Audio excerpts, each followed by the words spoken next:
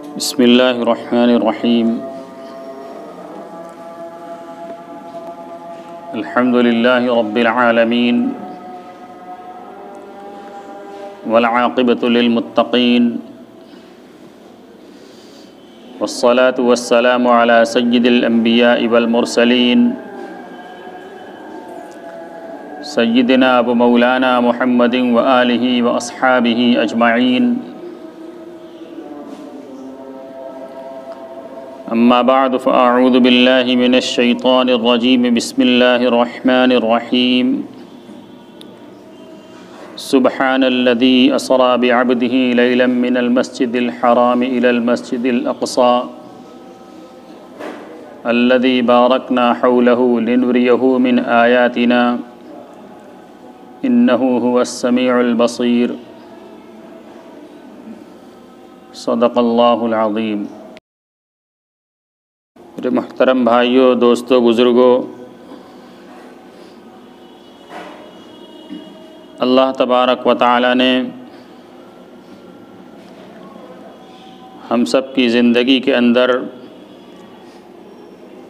برکت عطا فرمائی کہ ہم سب رمضان کے قریب تک پہنچے اور اس مہینے کے بعد شعبان کا مہینہ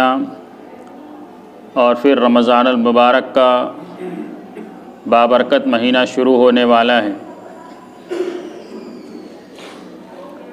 ہماری زندگی کے اندر اس بابرکت مہینے کی آمد سے پہلے کوئی اشتیاق، کوئی محبت اور کوئی تڑپ اور کوئی چاہت پیدا نہیں ہوتی کہ ہم وہاں تک پہنچ جائیں اور رمضان کی بابرکت ساعات ہمیں میسر آ جائیں، وہ قیمتی لمحات ہمیں مل جائیں تاکہ ہم اللہ کی بارگاہ کے اندر اپنے آپ کو مقبول بندوں میں شامل کرا لیں، اپنی بخشش کا سامان کرا لیں۔ حالانکہ جناب رسول اللہ صلی اللہ علیہ وسلم کی زندگی، آپ کی سیرت کے اندر یہ بات ملتی ہے کہ جب رجب کا مہینہ شروع ہوتا تو آپ صلی اللہ علیہ وسلم ایک دعا فرمایا کرتے تھے، اللہم بارک لنا فی رجب و شعبان وبلغنا رمضان، کہ اے اللہ ہمارے لیے رجب اور شعبان کے مہینے میں برکت عطا فرما اور ہمیں رمضان کے مہینے تک پہنچا دے۔ یہ آپ صلی اللہ علیہ وسلم کا رمضان المبارک کے تعلق سے اشتیاق اور خواہش تھی کہ وہ مہینہ ہمیں میسر ہو جائے۔ اور صرف آپ ہی کی سیرت کے اندر یہ بات نہیں ملتی بلکہ آپ کی اس تعلیم کی بنیاد پر آپ کے بعد صحابہ کرام اور تابعین اور تبع تابعین اور بہت بعد کے زمانوں تک یہ چیز ہمیں کتابوں کے اندر لکھی ہوئی ملتی ہے کہ بہت سارے لوگ ایسے گزرے ہیں جو رمضان المبارک کا مہینہ گزرنے کے بعد 6 مہینے تک اللہ تبارک و تعالی سے یہ دعا کیا کرتے تھے کہ اے اللہ رمضان کے اندر جو ہم سے عبادات ہوئی ہیں، جو تلاوت ہوئی ہے، جو نوافل پڑھی گئی ہے، ان عبادتوں کو اللہ تبارک و تعالی قبولیت سے سرفراز فرما دے۔ 6 مہینے تو اس دعا میں گزارتے اور پھر 6 مہینہ اگلے رمضان کی طلب کے اندر اللہ تبارک و تعالیٰ کے سامنے عاجزی کرتے، یعنی پورے سال رمضان کے تعلق سے وہ بیدار رہا کرتے تھے کہ ہمیں رمضان کسی طریقے سے میسر ہو جائے اور جو رمضان ہم نے گزارا ہے اس کی ساعات ہمارے لیے مقبول بن جائیں۔ یہ ان کی محبت تھی۔ وہ قیمتی مہینہ ہمارے سامنے بھی آنے والا ہے۔ اس کے پہلے اس وقت ہم جس مہینے سے گزر رہے ہیں، اس مہینے کے اندر 2 عمل کیے جاتے ہیں جو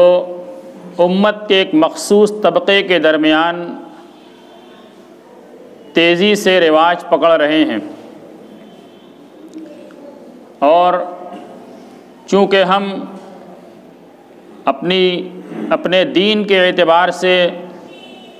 انتہائی کورے ہیں، دین کی طرف ہماری اتنی توجہ نہیں، بس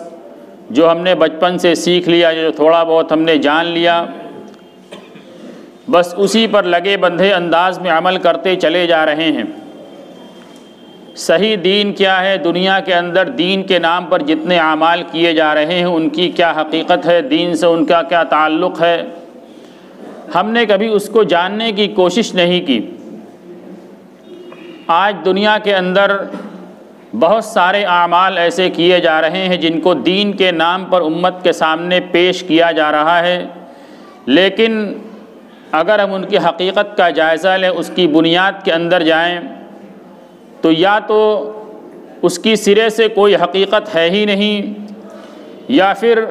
کوئی ایسی حقیقت سامنے آتی ہے جو انتہائی کری ہے، جو اہل سنت والجماعت کے عقیدے کے خلاف جاتی ہے۔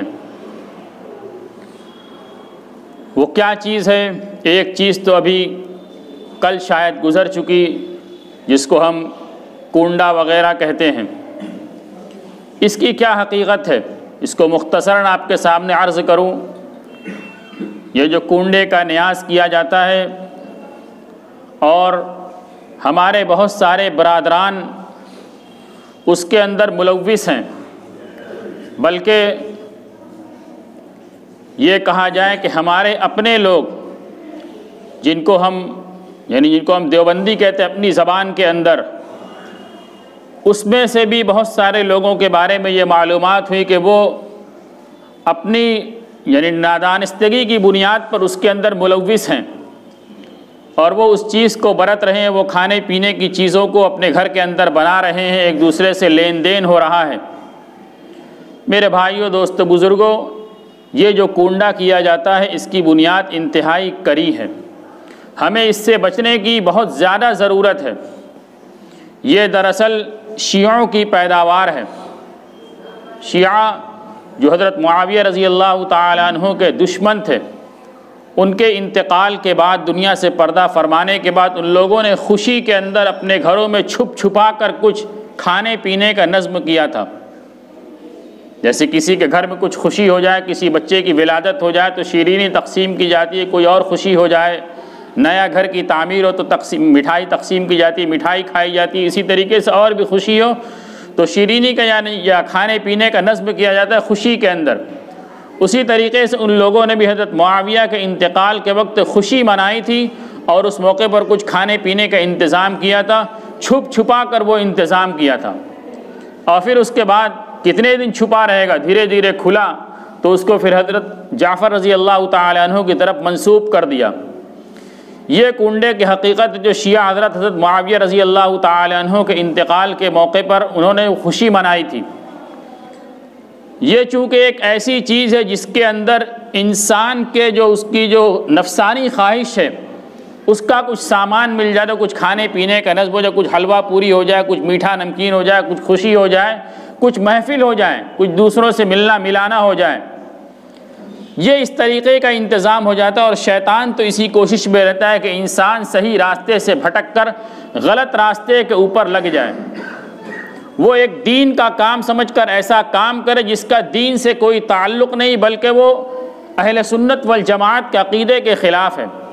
اہل سنت والجماعت کا عقیدہ صحابہ کرام کے بارے میں یہ کہ صحابہ کرام یہ گناہوں سے محفوظ ہیں، اللہ تبارک و تعالیٰ ان سے راضی ہے اور وہ گناہوں سے محفوظ ہیں۔ انبیاء کرام یہ معصوم تھے اور صحابہ کرام گناہوں سے محفوظ تھے۔ اللہ تبارک و تعالیٰ نے بلا کسی تفریق کے تمام صحابہ کرام سے مغفرت اور ان سے خوشی کا پروانہ دنیا کے اندر نازل فرما دیا۔ اگر کوئی صحابہ کے بارے میں ان کی عدالت کے بارے میں، ان کی مغفرت کے بارے میں، ان کی رضا کے بارے میں ادنا درجے کا بھی تردد کرے گا کسی ایک صحابی کے بارے میں بھی، تو وہ اپنے ایمان کے بارے میں فکر کر لے۔ اور یہ حضرات، یہ شیعان کرام، شیعہ حضرات، حضرت معاویہ رضی اللہ تعالیٰ عنہ اور اکثر صحابہ کرام، معدود چند کو چھوڑ کر ان کے بارے میں ان کی زبان انتہائی دراز ہے، اور ہم انہی کے عقیدے کے اندر، نادانستگی کے اندر، لا علمی کی بنیاد پر پڑے ہوئے، صرف اس بنیاد پر کہ ہمیں کچھ کھانے پینے کا مل جاتا ہے، کچھ حظ نفس ہو جاتا ہے، کچھ ہماری خواہش پوری ہو جاتی ہے۔ اس لیے ہمیں اس کو جاننے کی ضرورت ہے اور اس سے بچنے کی ضرورت ہے۔ دوسری چیز جو اس مہینے کے اندر پیش کی جاتی ہے، اور ابھی 4 دن کے بعد اس کا وقت آنے والا ہے، جس کو معراج کے واقعے سے منسوب کیا جاتا ہے۔ 27ویں رجب کو، اس کی شب کو، 27ویں رجب کی شب کو شب معراج کے طور پر منایا جاتا ہے۔ شب معراج کا واقعہ کیا ہے وہ آپ حضرات تفصیل سے اس کو جانتے ہیں کہ رسول اللہ صلی اللہ علیہ وسلم کعبۃ اللہ سے نکل کر بیت المقدس گئے، اور پھر وہاں سے آپ 7 آسمان سے ہوتے ہوئے مختلف انبیاء کرام سے ملاقات کرتے ہوئے آپ اللہ تبارک و تعالیٰ کی بارگاہ کے اندر گئے، اور پھر وہاں پر کچھ راز و نیاز ہوا۔ اس امت کو اس کا سب سے قیمتی تحفہ نماز کی شکل میں دیا گیا۔ 50 وقت کی نماز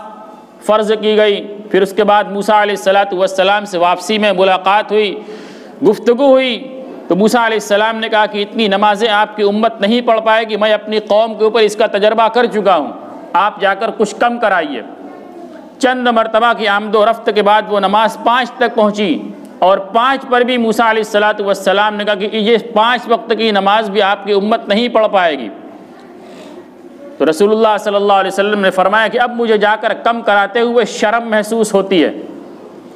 5 وقت کی نماز اس معراج کے موقع پر اس امت کو تحفے کے طور پر تھی، تاکہ بندہ اللہ تبارک و تعالیٰ سے براہ راست گفتگو کر سکے، اللہ تبارک و تعالیٰ سے براہ راست راز و نیاز کر سکے، اس سے کلام کر سکے، اس کے سامنے اپنی ضروریات کو پیش کر سکے، اپنی حاجت کو اس کے سامنے پیش کر سکے۔ یہ قیمتی تحفہ دیا گیا۔ اور پھر اس کے بعد واپسی میں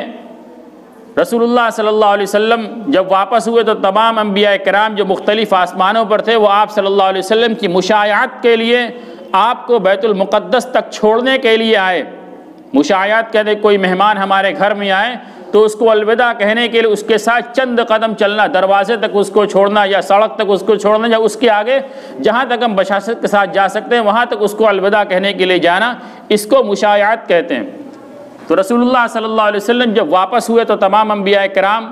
بہت سارے انبیاء کرام بیت المقدس تک چھوڑنے کے لیے آئے، اور وہاں پر رسول اللہ صلی اللہ علیہ وسلم نے ان کی نماز کے اندر امامت فرمائی۔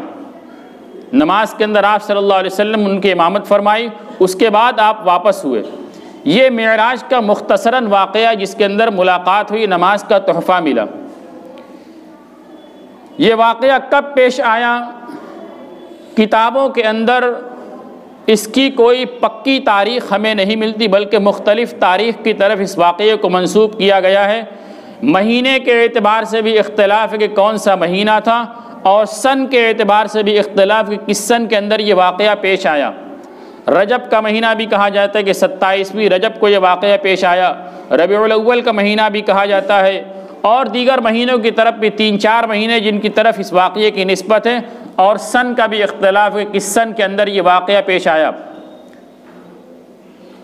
ایک قول یہ بھی ہے کہ آپ کے نبوت ملنے کے بعد 5ویں سال یہ واقعہ پیش آیا، کہیں ہے کہ 8ویں سال آیا، کہیں اس سے پہلے، کہیں اس سے کم۔ یہ مختلف تاریخیں اس واقعے کے تعلق سے کتابوں کے اندر مذکور ہیں۔ ان تاریخوں کے اختلاف کی وجہ کیا ہے؟ مہینے کا بھی اختلاف ہے، سن کا بھی اختلاف ہے۔ ہم ان اختلاف کے اندر غور کریں گے تو ہم اس نتیجے پر پہنچیں گے کہ رسول اللہ صلی اللہ علیہ وسلم کی زندگی کے اندر، اور آپ کے بعد صحابہ کرام کی زندگی میں، اور پھر اس کے بعد تابعین کی زندگی میں، بلکہ تابعین کو چھوڑ دیجیے، صحابہ کرام کا زمانہ جو آپ کے بعد 100 سال تک کا زمانہ ہے، پہلی صدی ہجری پوری صحابہ کرام دنیا کے اندر موجود تھے۔ آپ کا انتقال سن 10 ہجری کے اندر ہوا، پھر اس کے بعد سن 110 ہجری کے اندر دنیا سے آخری صحابی کا انتقال ہوا ہے، تو آپ کے بعد 100 سال تک صحابہ کرام کا زمانہ موجود رہا۔ اتنے زمانے کے اندر جتنی احادیث تھی، صحابہ کرام احادیث کو محفوظ کرنے کے اندر انتہائی حریص تھے، ایک ایک بات کہ آپ کو محفوظ کیا کرتے تھے، نوٹ کیا کرتے تھے، امت کے پاس اس کو پہنچایا کرتے تھے۔ وہ تاریخ کے ساتھ اور جگہ کے ساتھ اور وقت کے ساتھ ایک ایک چیز کو محفوظ کرنے والے تھے کہ آپ کی ایک ایک فرمودات کو، آپ کے ایک ایک ارشاد کو، آپ کی ایک ایک حرکات و سکنات کو آپ نے کب کیا کیا، کیسے کہ آپ کو اٹھنا بیٹھنا، سونا چلنا پھرنا، حتیٰ کہ ہر چیز آپ صلی اللہ علیہ وسلم کی کتابوں کے اندر منقول ہے کہ آپ کون سا عمل کیسے کرتے تھے، آپ نے کب کون سا عمل کیا۔ تو اتنا بڑا واقعہ جو پیش آیا، اس کے بارے میں کوئی محکم تاریخ نہیں ملتی۔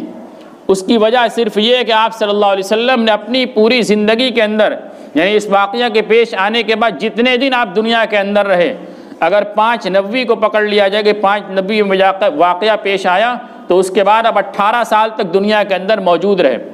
آپ نے 18 سال کے کسی بھی سن کے اندر، کسی بھی سال کے اندر اس واقعے والے دن کا کوئی اہتمام نہیں کیا کہ شب معراج کے موقع پر ہمیں یہ عبادت کرنی چاہیے، ہمیں اس دن کا روزہ رکھنا چاہیے۔ کوئی عمل کتابوں کے اندر صحیح سند کے ساتھ کہیں بھی منقول نہیں ہے، نہ صحابہ کرام سے اس طرح کی کوئی روایات منقول ہے۔ عید الفطر کا زمانہ، اس کی تاریخ کے بارے میں کوئی اختلاف نہیں ہے، اس لیے کہ اس کے بارے میں واضح تعلیمات موجود ہیں، صحابہ کرام کا پورا عمل موجود ہے۔ عید الاضحیٰ کے بارے میں کوئی اختلاف نہیں ہے، عاشورے کے بارے میں کوئی اختلاف نہیں، شب برات کے بارے میں کوئی اختلاف نہیں، اس لیے کہ ان ساری چیزوں کا اہتمام موجود ہے، ان ساری چیزوں کے بارے میں تعلیمات موجود ہیں کہ یہ برکت والی ساعات ہیں، ان دنوں کے اندر، ان راتوں کے اندر برکت نازل ہوتی ہے۔ شب قدر کے بارے میں احادیث کے اندر تعلیمات موجود ہیں، اگر کوئی خاص تعلیم موجود ہوتی تو صحابہ کرام کی طرف سے وہ ضرور منقول ہوتی۔ آپ صلی اللہ علیہ وسلم کی زندگی میں کم سے کم ایک مرتبہ ضرور اس پر عمل کر کے امت کے سامنے اس کو پیش کیا جاتا، لیکن پوری سیرت کے اندر اور صحابہ کرام کی پوری زندگی کے اندر اس طرح کا کوئی واقعہ نہیں ملتا کہ شب معراج کے بارے میں کوئی اہتمام کیا جائے۔ پھر جو آج اس موقع کے اوپر کیا جاتا ہے، اس کی برکتیں سنائی جاتی، اس کے سلسلے میں نمازیں سنائی جاتی کہ شب معراج کے موقع پر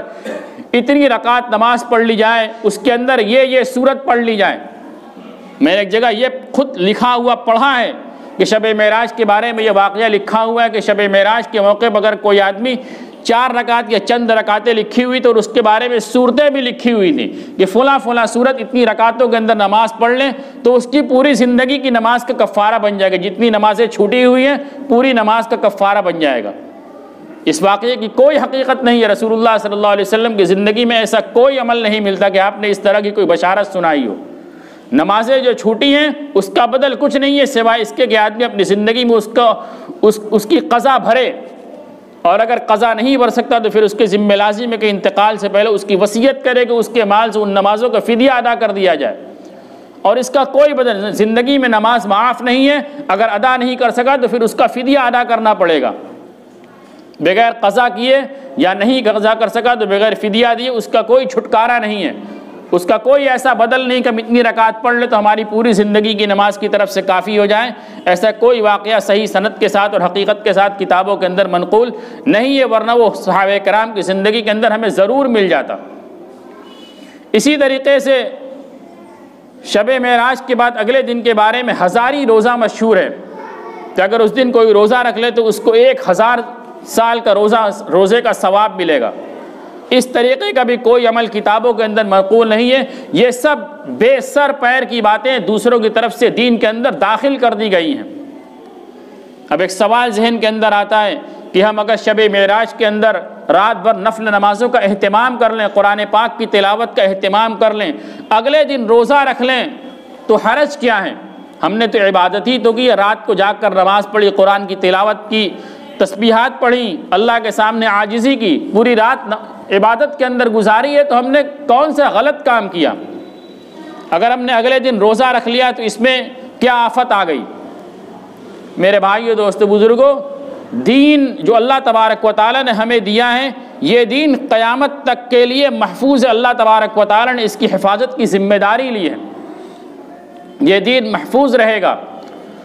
اور اس کی حدود کو رسول اللہ صلی اللہ علیہ وسلم نے متعین کر دیا کہ دین، اگر اس کو مختصراً کہا جائے کہ دین یہ نام ہے صرف اتباع کا،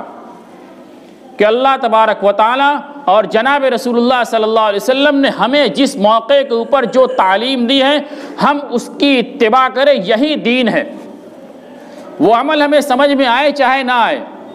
جس وقت میں ہم سے کہا گیا کہ اس وقت نماز پڑھو، اس وقت میں نماز پڑھنا عبادت ہے،